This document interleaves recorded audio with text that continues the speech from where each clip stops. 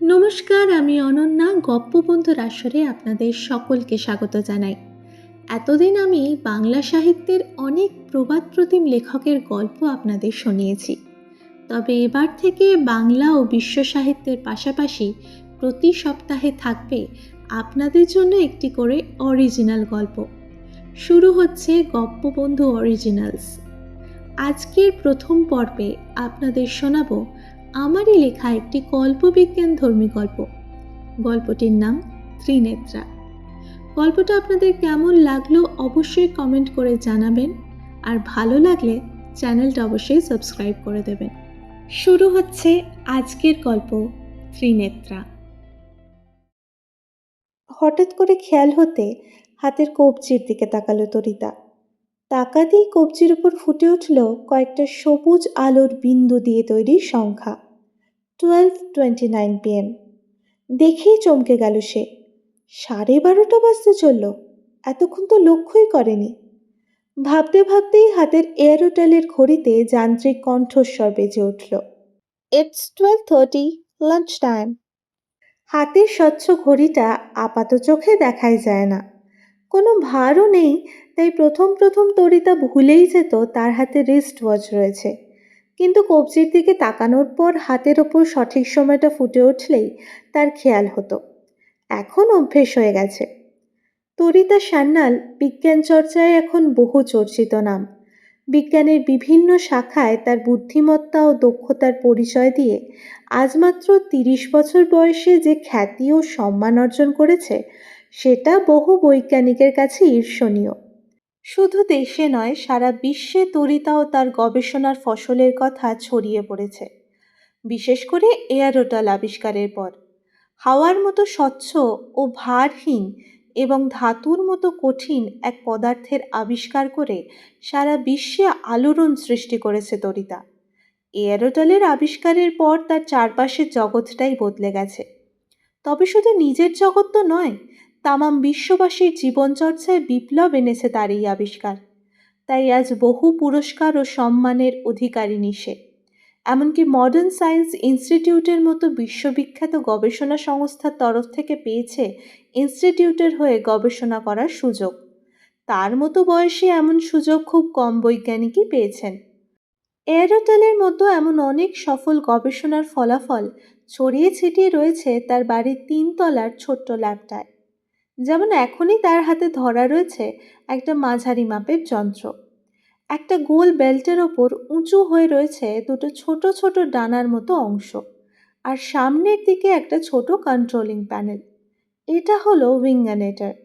গোল বেলটা শরীরে গলিয়ে পড়ে ফেললেই কন্ট্রোলিং প্যানেলের সাহায্যে যে কোনো মানুষ মাটি থেকে 1000 ফুটের উচ্চতায় সর্বোচ্চ 150 কিলোমিটার প্রতি ঘন্টার গতিবেগে উঠতে পারে।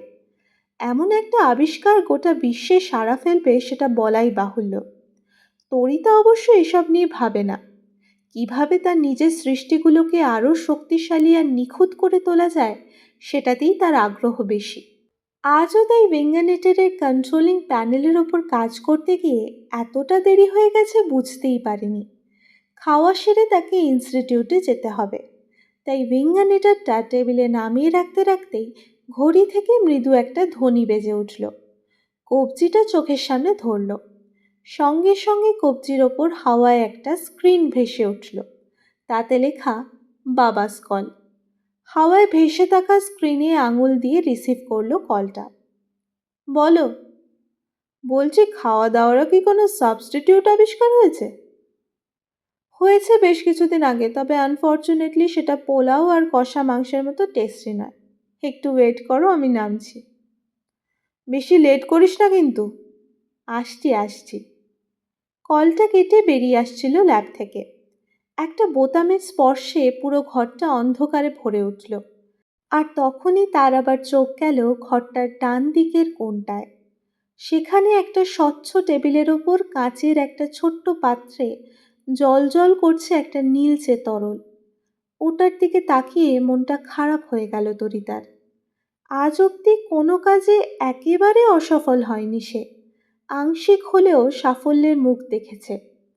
এই প্রথমবার তার মনে হচ্ছে এই কাজে সে কোনো আশার আলো পাবে না। অথচ যে চিন্তা নিয়ে সেই আবিষ্কারের স্বপ্ন দেখেছিল তা যদি আজ সত্যি হতো, তাহলে অনেক আলোহীন মানুষকে আলোকোজ্জ্বল জীবনের হদিশ দিতে পারত তার এই আবিষ্কার। একটা হতাশা মেশানো দীর্ঘশ্বাস ফেলে ল্যাব থেকে বেরিয়ে এলো তরিতা।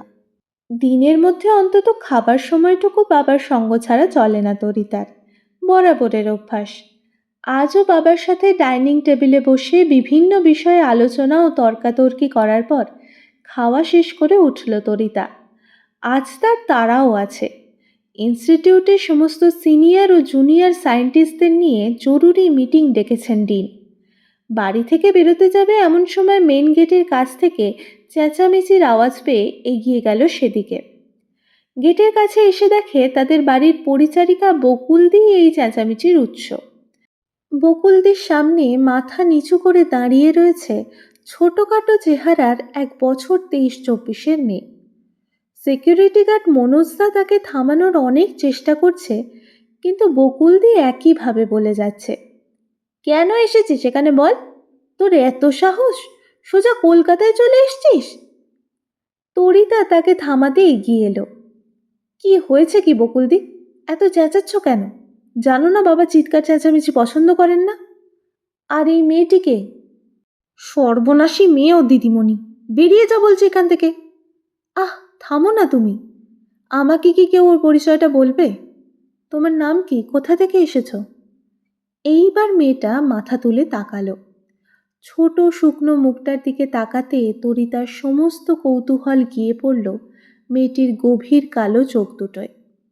তার অসহায়তা জল হয়ে দুগাল বেয়ে ঝরে পড়ছে। হাত দিয়ে গালটা মুছে চোখটা সরু করে তরিতার দিকে তাকিয়ে আস্তে আস্তে বলল, আমি গৌরী, বেড়াডাঙ্গা থেকে আসছি। বেড়াডাঙ্গায় তো তোমার দেশের বাড়ি, তাই না বকুলদি? ও কি তোমার আত্মীয়? আত্মীয় না ছাই, মামার ভীমরতি ধরেছিল তাই রাস্তা থেকে কুড়িয়ে এনে মানুষ করেছিল। তাহলে সম্পর্কে তো ও তোমার বোন হয়, এভাবে কেন কথা বলছো তুমি ওর সাথে? সাধে কি আর বলছি দিদিমণি, সে অনেক ব্যাপার আছে, তোমাকে বললে তো আর তুমি বিশ্বাস করবে নি। বিশ্বাস করার মতো কিছু বললে নিশ্চয়ই বিশ্বাস করব। যাকগে, তা গৌরী তুমি এখানে এলে কি করে, আর এলেই বা কেন, কাজের খোঁজে নাকি? গৌরী কাঁদতে কাঁদতে বলল, বাবা মারা যাওয়ার পর থেকে একাই থাকছিল, গায়ের লোকেরা টিকতে দিল না। কাল রাতে ঘরে আগুন দিয়েছে গো দিদি, কোনো মতে পেরান হাতে নিয়ে পালিয়েছি। সঙ্গে মাত্র 50টা টাকা ছিল। আমার তো আর কোথাও যাওয়ার নেই। বকুদির কথাই মনে এলো। সেবার পুজোয় যখন বকুদি দেখা করতে এসেছিল বাবার সাথে, তখন বলেছিল কলকাতার বালিগঞ্জে রতিন সান্যালের বাড়িতে কাজ করে। তার মেয়ে নাকি মস্ত বড় বিজ্ঞানী মানুষ, লোকে এক ডাকে চেনে। তাই কলকাতার ট্রেনে চেপে এলুম, অনেক খুঁজে খুঁজে এই বাড়ি পেলুম। সে কি, গ্রামের লোকেরা তোমার ঘরেতে আগুন লাগিয়েছে? কিন্তু কেন? বকুল বলল, এমনি এমনি কি আর দিয়েছে, অনেক জ্বালায় দিয়েছে। জ্বালায় দিয়েছে মানে? তুমি পরিষ্কার করে কথা বলতে পারো না বকুলদি? কি আর বলবো বলো, এসব কি আর বলার মতো কথা? এই সর্বনাশী 1 নম্বরের অপয়া জন্মের পর না জানি কোন বাপ মায়ের সর্বনাশ করেছে, তারপর মামাকে খেয়েছে। গায়ের পুরুষ মানুষগুলো যেন ওর চোখের বিষ। অমন শক্ত সমর্থ কতগুলো জোয়ান শুধু ওর নজরে রোগে ভুগে অপঘাতে মরল। ওর ওই কানা চোখে বিষ আছে গো দিদিমণি। ডুকরে কেঁদে উঠল গৌরী। তরিতা বিরক্ত স্বরে বলল, ছি বকুলদি, চুপ করো। যত সব কুসংস্কার মনের মধ্যে পুষছ।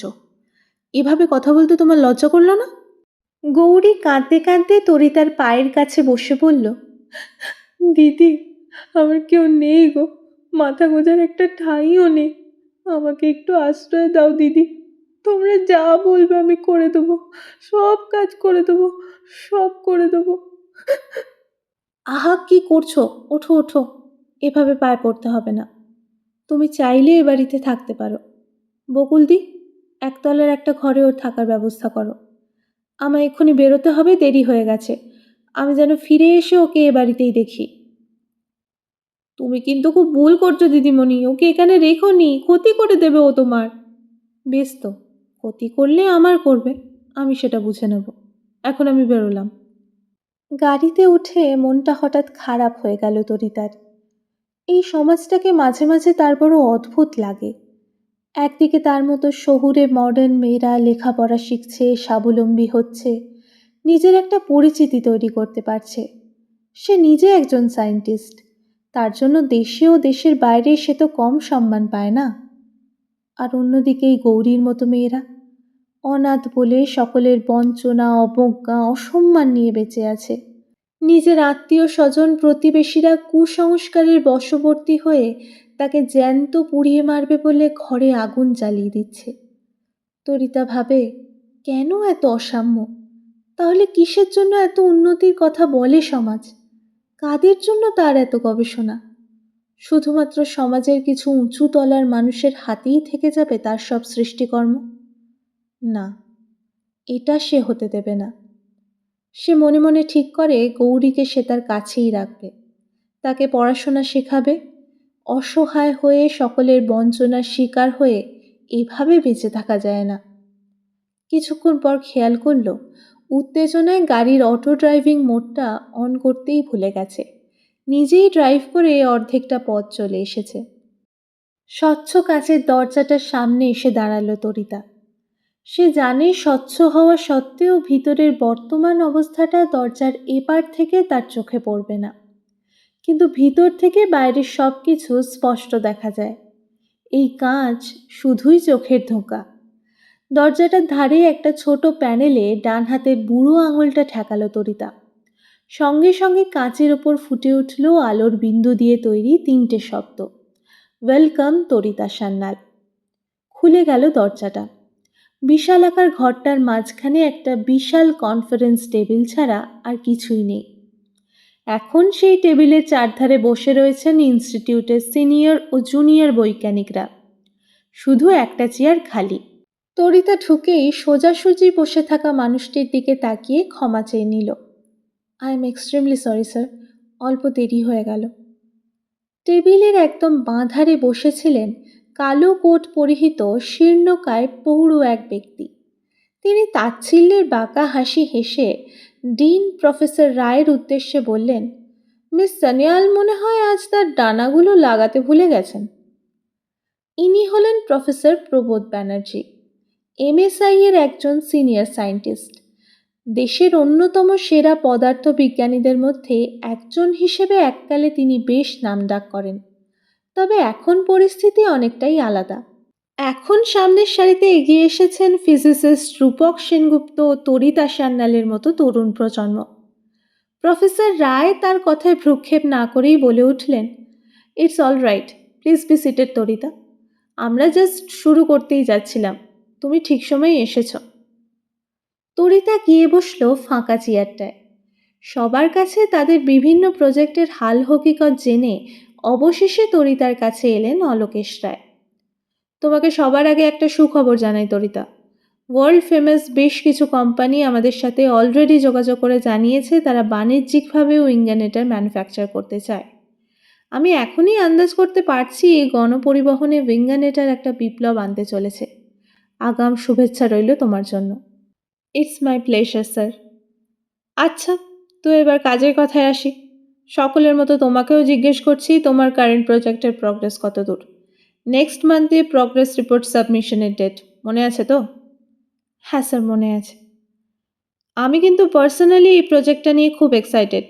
এই ইনভেনশনটা যদি একবার সাকসেসফুল হয় তাহলে বহু মানুষের জীবন এক লহমায় বদলে যাবে।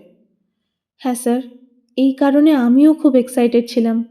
কিন্তু কিন্তু any problem Tarita? Actually sir, ফর্মুলায় কোনো কিছুর ঘাটতি হচ্ছে। রিয়াকশনটা 4-5 সেকেন্ডের বেশি স্থায়ী হচ্ছে না। ট্রাই করে যাও তরিতা। ট্রায়াল অ্যান্ড এরার তো রিসার্চের অঙ্গ। তবে প্রগ্রেস রিপোর্ট সাবমিশনের ডেডলাইনটা মাথায় রেখে কাজটা করো। হ্যাঁ স্যার, আমি ট্রাই করছি, কিন্তু এখানে কিন্তুর কোনো মূল্য নেই। আমরা ইয়েস অর নোতে বিশ্বাস করি। তুমি সময় নাও, এমএসআই সব রকম সাহায্য করতেই প্রস্তুত। তোমার কী কী প্রয়োজন সেসব আমাদের জানাও, কিন্তু কাজটা তাড়াতাড়ি করো। Okay sir. স্যার, আপনার পারমিশন থাকলে একটা কথা বলবো। কথাটা বলে উঠল তরিতার উল্টো দিকে বসা junior scientist Sagarika Bagchi. Dean অনুমতিসূচক ইঙ্গিত করলে সাগরিকা বলল, স্যার, এ বিষয়ে আমিও রিসার্চ করছি, আপনি তো জানেন। আমি এর আগেও দুবার আপনাকে এই রিসার্চের ব্যাপারে প্রপোজাল পাঠিয়েছিলাম, আপনি দুবারই নাকচ করে দিয়েছেন। এখন যখন এই প্রজেক্টে সাকসেসের ব্যাপারে একটা অনিশ্চয়তা এসেছে, তখন আমার প্রপোজালটাকে কি কনসিডার করা হতে পারে? প্রফেসর রায় কিছুটা বিরক্তির সুরে বললেন, সাগরিকা, ইনস্টিটিউটের কিছু নর্মস আছে নিশ্চয়ই জানো, সেগুলোতে রাজি হওয়ার পরই এখানে জয়েন করেছো আশা করি।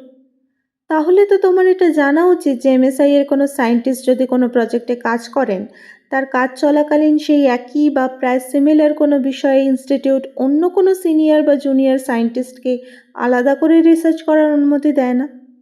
হ্যাঁ, পার্সোনালি তুমি তা করতেই পারো, কিন্তু যতক্ষণ না তরিতার ডেডলাইন শেষ হচ্ছে তুমি ইনস্টিটিউটের হয়ে এই বিষয়ে কাজ করতে পারবে না। আর প্রথম প্রপোজালটা কিন্তু তরিতাই দিয়েছিল, রাদার পুরো আইডিয়াটাই ওর ছিল, তাই সেই সুযোগটা আমি ওর থেকে কেড়ে নিয়ে অন্য কাউকে দিতে পারি না। আগামী মাসের ডেডলাইন অবধি তোমায় ওয়েট করতে হবে। এখন প্রফেসর ব্যানার্জির সাথে যে রিসার্চটা তুমি করছো ওটাতেই ফোকাস করো না হয়। সাগরিকার মুখটা কালো হয়ে গেল। সে বলল, সরি স্যার, আমায় ক্ষমা করবেন, নেক্সট মান্থই না হয় এটা নিয়ে ডিসকাস করা যাবে। আরও বেশ কিছু কথাবার্তা হওয়ার পর ডিন সবার উদ্দেশ্যে বললেন, ওকে, তাহলে এখন এই পর্যন্তই থাক, আপনারা এবার নিজের কাজে ফিরে যান, all the best. Conference room থেকে বেরিয়ে তরিতার মেজাজটা খারাপ হয়ে গেল। একে তো তার রিসার্চের প্রগ্রেস রিপোর্ট জমা দিতে হবে আগামী মাসেই, কোনো আশাব্যঞ্জক ফলাফল দেখাতে না পারলে ইনস্টিটিউট এই প্রজেক্টে আর তাকে সাহায্য করবে না। সেক্ষেত্রে তরিতাকে বেশ সমস্যায় পড়তে হবে। আর তার উপর প্রফেসর ব্যানার্জি আর সাগরিকার ব্যবহার। সাগরিকা আর ও একসাথে পোস্ট গ্র্যাজুয়েশন পড়েছে, তখন কিন্তু এমন ছিল না মেয়েটা। এখন যেন প্রতি মুহূর্তে তরিতার সাথে একটা চূড়া প্রতিযোগিতা চালিয়ে যাচ্ছে। আর প্রফেসর ব্যানার্জি, তিনি তো কোনো কালেই তরিতাকে দেখতে পারেন না। তিনি মনে করেন এমএসআই তরিতার ব্যাপারে পক্ষপাতিত্ব করে। তার কথায় এয়ারোটেল যখন বানালো তরিতা, তার কিছুদিন আগেই নাকি এমনই একটা পদার্থের আবিষ্কার করেছিলেন তিনি। তরিতা তখন এমএসআই জয়েন না করা সত্ত্বেও তার আবিষ্কারটা নিয়ে ইনস্টিটিউট যে মাতামাতিটা করলো, সেটাই ওনার প্রথম আবিষ্কর্তা হিসেবে সম্মান পাওয়ার সব সম্ভাবনা নষ্ট করে দিয়েছিল। তারপর থেকেই তরিতাকে অসম্মান করার কোনো সুযোগ উনি হাতছাড়া করেন না। ইনস্টিটিউট থেকে সব কাজ সেরে বেরোতে কিছুটা দেরি হলো তরিতার। ব্যস্ততার মাঝেও কৌরির মুখটা তার খালি মাথার মধ্যে ভেসে উঠছিল, বিশেষ করে ওর চোখ দুটো। কি আছে ওই চোখে যে অল্প সময় দেখেও ওগুলো মন থেকে সরছে না তার। সপ্তাহখানেকের মধ্যে গৌরী তাদের বাড়িতে বেশ মানিয়ে নিয়েছে। বকুলদি তাকে পছন্দ না করলেও তরিতার বাবা একজন সঙ্গী পেয়েছেন। গৌরীর ব্যাপারেও অনেক কিছু জেনেছে, তবে সে সবই বকুলদির কাছে শোনা। সে জানালো, মামা মাঠে কাজ করতে যেত, মামি তো কোনকালে মারা গেছে, মামা একাই থাকতো। একদিন মাঠ থেকে ফিরছিল বিকেলবেলা, একটা বাচ্চার কান্নার আওয়াজ শুনতে পেয়ে সেই আওয়াজ ধরে সেখানে গিয়ে দেখে আগাছার ভেতরে একটা বাচ্চা পড়ে আছে। কে যে ফেলে গেছিল কে জানে। তো মামার তো দয়ার শরীর, তাকে তুলে এনে মানুষ করলো। 5 ক্লাস অব্দি স্কুলেও পড়িয়েছে। তখন তো আর জানতো না এমন অপয়া মেয়েকে মানুষ করছে। ওই মেয়ের কীর্তি কাহিনীর কি শেষ আছে? বছর 5 আগে ওই মেয়ের বিয়ে ঠিক করেছিল মামা। জানো দিদিমণি, বিয়ের ঠিক 3 দিন আগে ওর বরটা অপঘাতে কাঠচাপা পড়ে মরল। কোথাও কোনো ঝড় বাদল নেই, জ্যৈষ্ঠী মাসের দিনে দুপুরে অত বড় একটা ডুমুর গাছ মাটি থেকে উপড়ে পড়ল। তারপর ধরোই না হারান কাকার কথা, লোকটা তো ওকে নিজের মেয়ের মতো ভালোবাসতো, তাকে এমন দৃষ্টি দিল, অমন শক্ত সমর্থ লোকটা একদিনে রক্ত বমি করে মরে গেল। তারপর আরও কত, ওই বিষ উগলে উগলেই তো চোখ দুটোকে কানা করেছে, তবু ওই অপয়া দৃষ্টির তেজ কমেনি।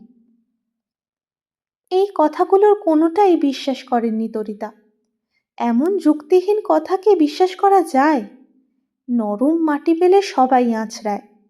গৌরীর অসহায়তার সুযোগ পেয়ে সবাই তাই করেছে। তবে একটা কথা বকুলদি ঠিক বলেছে, তরিতা খেয়াল করেছিল গৌরীর চোখে কোনো অসুবিধা আছে। চোখ দুটোকে সরু করে অনেকক্ষণ ধরে কোনো কিছুর দিকে তাকিয়ে বোঝার চেষ্টা করে ও। তরিতা তাই ওর চোখ পরীক্ষার ব্যবস্থা করে। আই স্পেশালিস্ট জানান ওর চোখ দুটো ধীরে ধীরে অন্ধত্বের দিকে যাচ্ছে। তবে এখন যতদিন দৃষ্টি আছে ততদিন দেখার সুবিধার জন্য চশমা দিয়েছেন। সেই চশমা লাগিয়ে গৌরী আগের চেয়ে ভালোই দেখতে পায়। সারা বাড়ি ঘুরে ঘুরে তাকিয়ে তাকিয়ে দেখে। তরি তার বাবার সাথে বসে টিভি দেখে সন্ধেবেলা। তার মধ্যে কোনো অস্বাভাবিক আচরণ কখনো লক্ষ্য করেনি তরিতা। তবে মাঝে মাঝে ওর মুখটা কেমন অন্ধকারে ভরে যায়। একটা আতঙ্ক ভয় যেন ওকে গ্রাস করে।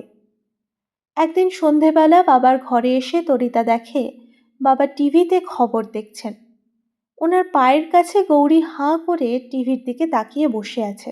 খবরের চ্যানেলটাতে একটা খবর হঠাৎ করে দেখাতে শুরু করলো। হুগলির কোন এক গ্রামে একটি 10 বছরের নাবালিকাকে শারীরিক অত্যাচার ও খুন করে 2 যুবক। আজ সেই অভিযুক্তদের গ্রেফতার করেছে পুলিশ। খবরটা দেখে বাবার মুখে একটা বিরক্তি মেশানো রাগের অভিব্যক্তি ফুটে উঠেছে দেখতে পেল তরিতা, যেটা খুবই স্বাভাবিক। কিন্তু গৌরীর মুখের দিকে তাকিয়ে চমকে গেল। ওর মুখটা যেন অন্ধকারে ভরে গেছে। চোখ দুটো থেকে ভয় যেন ঠিকরে বেরোচ্ছে। তবে সবচেয়ে যেটা অদ্ভুত সেটা হলো ওর কপালটা। শিরাগুলো জেগে উঠেছে আর কপালের ঠিক মাঝখানটা অস্বাভাবিক ফুলে উঠেছে। উত্তেজনায় বা যন্ত্রণায় কপালের শিরা ফুলে ওঠা অস্বাভাবিক নয়। তবে কখনো কপালের মধ্যিখানে এরকম স্ফীতি হতে দেখেনি তরিতা। বেশিক্ষণ অবশ্য এ দৃশ্য দেখতে পারেনি। একটা কল আসায় ঘর থেকে বেরিয়ে আসতে হয়। তবে খটকাটা মনের মধ্যে থেকেই যায়। ঠিক করে ব্যস্ততা মিটলে একবার গৌরীর হেলথ চেক আপ করাবে। বারবার সেই একই সমস্যা। মাত্র 1 সপ্তাহ বাকি প্রগ্রেস রিপোর্ট সাবমিশনের। কি করবে কিছুই ভেবে উঠতে পারছে না তরিতা। কোনো কিছুই তার প্ল্যান মাফিক হচ্ছে না। ইনস্টিটিউটে কি করে মুখ দেখাবে বুঝতে পারছে না। বিশেষ করে ডিন অলোকেশ রায়কে। উনি তো শুধু তরিতার বস নন, শিক্ষকও বটে। আর স্যারের কত আশা আছে এই প্রজেক্টটা নিয়ে। মেজাজ খারাপ করে ল্যাবে সকাল থেকে বসেছিল তরিতা। নতুন করে তৈরি ফর্মুলাটাও কাল রাতে নিজের চোখে প্রয়োগ করেছে। সেই একই ফল হয়েছে। রিয়াকশনটা 5 সেকেন্ড মতো স্থায়ী হয়। কিছু বোঝার আগেই শেষ হয়ে যায়। তরিতা চেয়েছিল অন্তত ঘন্টা 5 এর প্রভাবটা স্থায়ী হবে। চোখের দৃষ্টি 3 থেকে 4 গুণ তীক্ষ্ণ হবে এই তরল চোখে প্রয়োগ করলে। আর এটাই অস্থায়ীভাবে দৃষ্টিশক্তিহীন মানুষের চোখে ফিরিয়ে আনবে দৃষ্টি। কিন্তু তার কোনো পরিকল্পনাই ফলপ্রসূ হলো না। এই প্রজেক্টটা মনে হয় তাকে ছেড়েই দিতে হবে।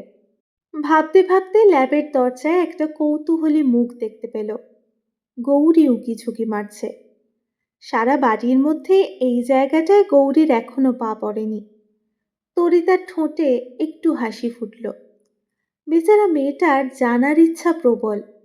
ওর কৌতূহলটা মেটানো দরকার। একটা বোতাম টিপতেই খুলে গেল দরজাটা। হঠাৎ করে দরজাটা খুলে যেতে চমকে উঠল গৌরী। ভিতরে আয়।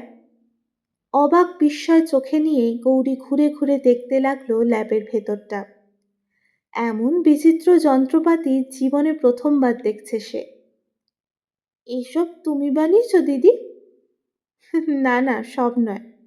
কিছু ছিল আর কিছু আমার বানানো। বাপের জন্মে দেখিনি এমন দিদি। তোমার হাতে ওটা কি গো? কি সুন্দর নীল রংটা জল করছে। দৃষ্টিশক্তি বাড়ানোর সলিউশনটার দিকে আঙুল দেখিয়ে জিজ্ঞাসা করলো গৌরী। এটা এটা একটা ওষুধ। আমি বানানোর চেষ্টা করছি, কিন্তু কিছুতেই পারছি না রে। তুমি পারছো না তা কি হয়? তুমি সব পারবে। কিন্তু ওটা কিসের ওষুধ গো দিদি? চোখের। চোখের ওষুধ?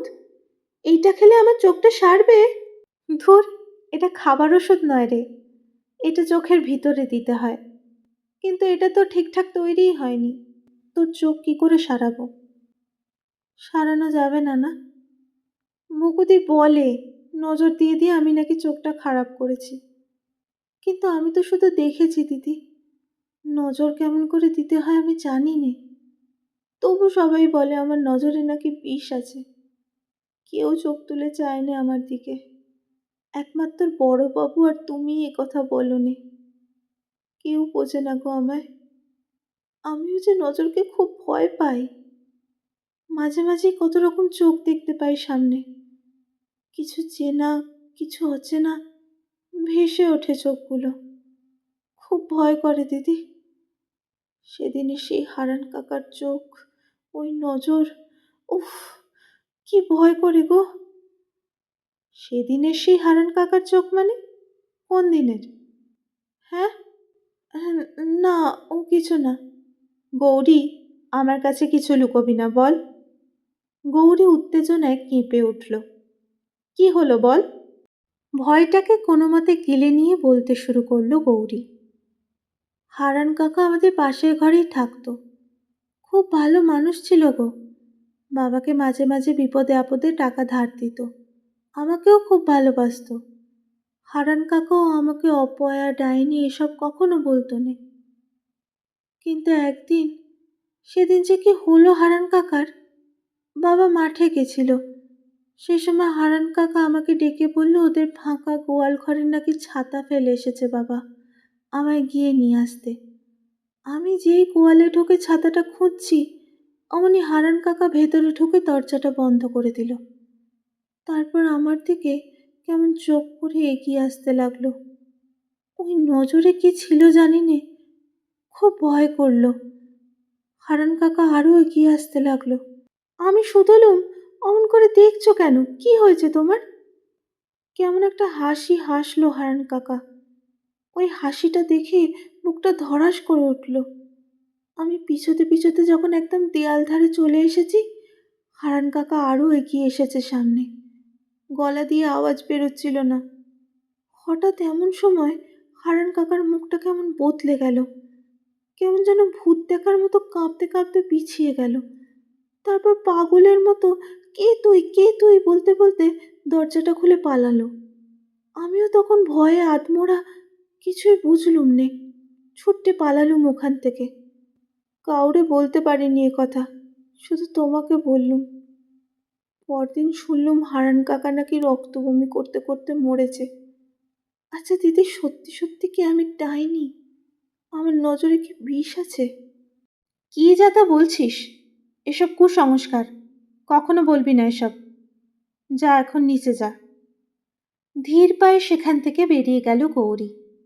তরিতা বুকের ভেতর একটা চাপ অনুভব করল। এতক্ষণ সরলভাবে গৌরী কোন ঘটনার বর্ণনা দিয়ে গেল? বকুলদি যেন কি বলেছিল, মেয়ের মতো ভালোবাসতো গৌরীকে ওই লোকটা।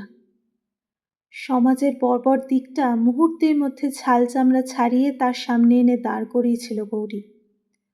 ও হয়তো বোঝেনি সেদিন কি হতে যাচ্ছিল ওর সাথে, কিন্তু শেষটা কিছুই বোঝা গেল না। কেন ভয় পেয়ে পালালো লোকটা? কি দেখে? ইনস্টিটিউটের ক্যান্টিনে কফির কাপটা আনমনে নাড়াচাড়া করছিল তরিতা। পরশু প্রগ্রেস রিপোর্ট জমা দিতে হবে। প্রগ্রেসের মুখ তো দেখতেই পেল না। কাল অবধিও ফর্মুলাটার ওপর কাজ করেছে। এবারে রিয়াকশনটা পাক্কা 12 সেকেন্ড স্থায়ী হয়েছে, কিন্তু এটা যথেষ্ট নয়। ব্যবহারের জন্য এটা কখনোই গ্রহণযোগ্য হবে না।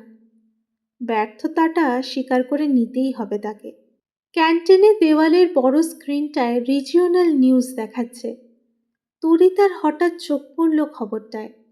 হুগলির সেই 10 বছরের নাবালিকার হত্যায় জড়িত দুজনের আজ সাজা ঘোষণা করা হয়েছে। তবে তারা সেই সাজা আর ভোগ করতে পারবে না, কেননা কোর্ট থেকে তাদের নিয়ে যাওয়ার পথে গাড়ি দুর্ঘটনায় দুজনেরই মৃত্যু হয়েছে। খবরটা দেখে হঠাৎ গৌরীর মুখটা ভেসে উঠল তরিতার মনে। একটা কথা মাথায় আসতেই ক্যান্টিন থেকে বেরিয়ে পড়ল হন্তদন্ত হয়ে। এইবার আস্তে আস্তে চোখ দুটো খোল। ল্যাবের রিভলভিং চেয়ারটায় গৌরীকে বসিয়ে ওর চোখে সলিউশনটা প্রয়োগ করেছে তরিতা। চোখ খোলার নির্দেশ পেয়ে আস্তে আস্তে চোখ খুলল গৌরী। কয়েক মুহূর্ত চোখটা পিট পিট করে চারিদিকে চাইল। তারপর তরিতার মুখের দিকে তাকিয়ে হেসে বলল, সব পুষ্কের দেখতে পাচ্ছি। এখনো 12 সেকেন্ড সম্পূর্ণ হয়নি, তাই তরিতা উচ্ছ্বসিত হলো না। সে বিভিন্ন জিনিস বিভিন্ন দূরত্বে রেখে গৌরীকে বলল, দেখ তো সবকটা চোখে পড়ছে কিনা। সে সবকটা জিনিস ঠিক ঠিক দেখতে পেল। আনন্দিত মুখে বলল, হ্যাঁ গো দিদি, এত পুষ্কের আমি জীবনে দেখিনি। কি অদ্ভুত তোমার ওষুধটা গো দিদি। আমি যে কখনো ভাবিনি এত ভালো করে আমি সবকিছু দেখতে পাবো। 2 মিনিট হয়ে গেছে, তাও গৌরী বলছে ও সব কিছু পরিষ্কার দেখতে পাচ্ছে। এমনকি ক্ষুদ্রাতি ক্ষুদ্র লেখাও দূর থেকে পড়ে দিতে পারছে। আরও কিছুক্ষণ পর্যবেক্ষণ করলো। আশ্চর্য হয়ে গেল তরিতা। পাক্কা 7 ঘন্টা গৌরীর চোখে সলিউশনের প্রভাবটা ছিল। তাহলে কি ও অবশেষে সফল হলো? কিন্তু নিজের চোখে কেন স্থায়ী হলো না এর প্রভাব? বুঝে উঠতে পারল না। হঠাৎ মনে হলো একজনই পারেন এ বিষয়ে তাকে সাহায্য করতে। এয়ারোটেলের ঘড়িতে একটা নাম্বার ডায়াল করলো। এমএসআই এর জুনিয়র সায়েন্টিস্ট সাগরিকা বাগচি তার ফোনের স্পিড ডায়ালে একটা নম্বর ডায়াল করলো। হ্যালো স্যার, খবর আছে। তরিতা আজ রাতে ডিনের বাড়ি যাচ্ছে আইসাইট বাড়ানোর সলিউশনটা নিয়ে। নিজে কল করে ডিনকে জানিয়েছে। ওপারে প্রফেসর প্রবোধ ব্যানার্জি বললেন, ভেরি গুড জব সাগরিকা। আমি জানতাম ও ওটা বানাতে পারলে প্রফেসরকে ঠিক জানাবেই, তাই প্রফেসরের ফোন কলগুলোর ওপর নজর রাখতে বলেছিলাম। সাগরিকা বলল, স্যার, এবার আমি কি করব? তুমি নয়, আমি করব। তরিতা তাড়াতাড়ি গৌরীকে নিয়ে মেন গেটের দিকে চলল। চল, আয় তাড়াতাড়ি, গাড়িতে ওঠ। আমরা কোথায় যাচ্ছি গো দিদি? আমার স্যারের বাড়ি, জরুরি কাজ আছে, তোকে লাগবে ওখানে। সে তো আমি যাচ্ছি, তবে আমার চোখে ওই ওষুধটা আরেকবার দিয়ে দাও না গো দিদি, তাহলে আর চশমাটা পরতে হয় না। না এখন না, ওখানে গিয়ে দেব, এখন চশমা পরেই চল। বলে গাড়ির অটো ড্রাইভিং মোডটা অন করলো। গাড়ি চলতে শুরু করলো আপনা থেকেই। রাত 10:30 বাজে। তবে প্রফেসর রায়ের বাড়ির রাস্তাটা বেশ নির্জন হয়ে রয়েছে। হঠাৎ একদম ফাঁকা একটা রাস্তায় এসে গাড়িটা বন্ধ হয়ে গেল। তরিতা নিজে স্টার্ট দেওয়ার চেষ্টা করলো, কিন্তু স্টার্ট হলো না। ওদিকে স্যার ওয়েট করে আছেন। গাড়িটার কি হলো দেখার সময় নেই। তরিতা গৌরীকে বলল, এখান থেকে স্যারের বাড়ি মিনিট 10 হাঁটতে হবে। গাড়িটা এখানে থাক, চল আমরা হেঁটেই যাই। হ্যাঁ দিদি, তাই চলো। গাড়িটা রাস্তার ধারে পার্ক করে তারা যখন বেরিয়ে আসতে যাবে, সঙ্গে সঙ্গে তাদের সামনে এসে দাঁড়ালো আরেকটা গাড়ি। গাড়ি থেকে নামলেন যারা, তাদের তরিতা বিলক্ষণ চেনে। প্রবোধ ব্যানার্জি ওদের দিকে এগিয়ে এসে বললেন, চমকে গেলেন নাকি মিস তরিতা সান্যাল? রাস্তার মাঝখানে আমার গাড়িটা খারাপ করার পিছনে তার মানে আপনি। ঠিকই ধরেছ, তোমার বুদ্ধিটা তো বরাবর একটু বেশি, ঠিক আমার মতো। তাই দেখো না কেমন বুদ্ধি করে আমার তৈরি ডিভাইস দিয়ে তোমার তৈরি ডিভাইসটা বিকল করলাম। এসবের মানে কি প্রফেসর? কি চান কি আপনি? আমি খুব অল্পেই সন্তুষ্ট হই জানো তো তরিতা। বিশেষ কিছু না, তোমার কাছে যে ফর্মুলাটা আছে ওটা আমায় দিলেই হবে। তরিতা হেসে বলল, সে কি? আপনার মতে আমি তো একজন নিম্নমানের সায়েন্টিস্ট। আপনি এখন সেই নিম্নমানের সায়েন্টিস্টের ফর্মুলাই তার কাছ থেকে হাতাবেন? আপনার স্ট্যান্ডার্ড এত পড়ে গেছে প্রফেসর? তোমার ফর্মুলা চুরি করার কোনো শখ আমার ছিল না, কিন্তু আমি এবারে তোমায় কিছুতেই সফল হতে দেব না, কারণ বারবার তুমি আমার কাছ থেকে আমার প্রাপ্য সম্মান কেড়ে নিয়েছ। এটা আপনার ভুল ধারণা। আমি আমার মতো করে গবেষণা করেছি। আপনার কাজ সম্পর্কে আমার কাছে কোনো তথ্য ছিল না। আর মোস্ট ইম্পর্টেন্টলি, প্রথম এয়ারোটেলের প্রয়োগ হাতে কলমে আমিই করেছিলাম। যাই হোক, এখন এই সব কথা আমি বলতে চাই না। পথ ছাড়ুন, আমাদের যেতে দিন। কোথায় যাবে তরিতা? দাঁড়াও, আগে আমার হাতের দিকে তো দেখো। তরিতা দেখল প্রবোধ ব্যানার্জির হাতে একটা ছোট পিস্তলের মতো জিনিস। এই জিনিসটা সে খুব ভালো করে চেনে। এই রকম ভয়ানক অস্ত্র আর হয় না। এটিও প্রফেসর ব্যানার্জির মস্তিষ্ক প্রসূত। ট্রিগার টিপলে লক্ষ্যবস্তুর কোনো চিহ্নও খুঁজে পাওয়া যাবে না। চুপচাপ ফর্মুলাটা সাগরিকার হাতে দাও, না হলে এই মেয়েটিও রেহাই পাবে না। ফর্মুলাটা দিলেও আপনি আমাকে রেহাই দেবেন না জানি, কিন্তু এই মেয়েটার কোনো দোষ নেই, ওকে ছেড়ে দিন। বেশ, ও যদি মুখ না খোলে তাহলে আমি ওর কিছু করব না। ভয়ে কুঁকড়ে গিয়ে গৌরী তরিতার দিকে সরে এলো। ওরা কি করবে তোমার দিদি? কি করার কথা কইছে? ভয় পাস না, ওরা তোর কিছু করবে না। জ্যাকেটের বাঁ পকেট থেকে একটা ছোট্ট কাঁচের অ্যাম্পিউল বের করে আনলো তরিতা। নীল তরলটা জল জল করছে। সাগরিকা এগিয়ে এসে এক ছটকায় নিয়ে নিল ওটা। এবার তো তোমায় মরতেই হবে মিস তরিতা, আমার কিছুই করার নেই। লাস্ট উইশ কি বলো? এটুকু তো আমি তোমার জন্য করতেই পারি। তরিতা কোনো উত্তর না দিয়ে গৌরীর দিকে ফিরে বলল, গৌরী, তুই এখান থেকে সরে যা। না দিদি, আমি তোমাকে ছেড়ে কোথাও যাব না। বোকামি করিস না গৌরী, যা বলছি কর। প্রবোধ ব্যানার্জি বিরক্ত স্বরে বললেন, আমাদের হাতে বেশি সময় নেই তরিতা। এই বলে উনি গুনতে আরম্ভ করলেন। 5, 4, 3, 2। চোখের নিমেষে গৌরী তরিতাকে ঠেলে রাস্তায় ফেলে দিল। এগিয়ে যেতে থাকলো সামনের দিকে। ওর দিকে তাকিয়ে প্রবোধ ব্যানার্জি আর সাগরিকার চোখ মুখ ঢেকে গেল প্রচণ্ড ভয়। হাত পা কাঁপতে শুরু করলো। হাত থেকে পড়ে গেল পিস্তল আর অ্যাম্পিউলটা। তরিতা বুঝে উঠতে পারল না এমন করে ওরা ভয় কেন পেল। চোখ পড়ল গৌরীর দিকে। হাওয়ায় ওর কোঁকড়ানো লম্বা চুলটা উঠছে। কিন্তু এ কি? ওর কপালে ওটা কি? তরিতার শির দ্বারা বেয়ে একটা ঠান্ডা স্রোত নেমে গেল। স্পষ্ট দেখতে পাচ্ছে গৌরীর ভ্রু দুটোর উপর ভাঁটার মতো জ্বলছে আরও একটা চোখ। মণিটা ঠিকরে বেরিয়ে আসছে।